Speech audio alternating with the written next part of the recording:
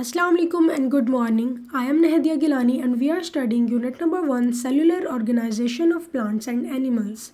As in the previous lectures, we have studied about the plant cell, animal cell and some tissues and organs working in plants and animals. In today's lecture, we will learn about the major organ systems working in plants and animals.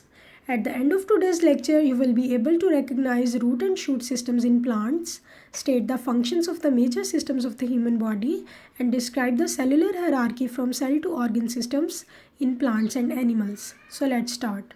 Students, like cells and tissues, organs also form groups. An organ system is a group of organs which work together. Different organ systems do one or more than one special functions.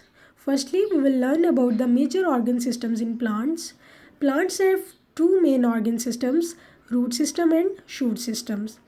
The first one is root system. The root and its branches form the root system of a plant. Roots are present under the soil. Roots hold the plant in the soil. Root system helps the plant to absorb water and salts from the soil. The second organ system is shoot system. The part of the plant outside the ground forms shoot system. It consists of main stem, leaves, branches and flowers. Shoot system performs many functions such as movement of water, food making and producing seeds, etc. Now we will learn about the major human organ systems. Students, many organ systems are present in our human body. These systems perform important functions. The first organ system about which we are going to learn is digestive system.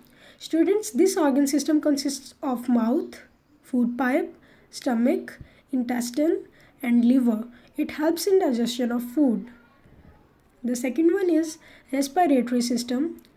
Respiratory system consists of nose, windpipe and lungs. We breathe through this organ system. The third one is circulatory system. This organ system consists of heart and blood vessels. It circulates the blood within the body. The blood carries materials with it. The last organ system is nervous system. Students, the nervous system consists of brain, spinal cord and nerves. It carries messages from one part of the body to the other. Now we will learn about the organization of life. As you all know, students, that the highest level of organization in living things is the organism. An organism is a combination of different organs and organ systems which work in coordination. If any of the body system fails to work properly, a living organism may die. Now what you have to do is to make a list of the cellular hierarchy from cell to organ systems in animals and write down their functions. You can send me your assignments on this email ID or WhatsApp group in which you all are added. This is all for today's lecture. Till next time, Allah Hafiz.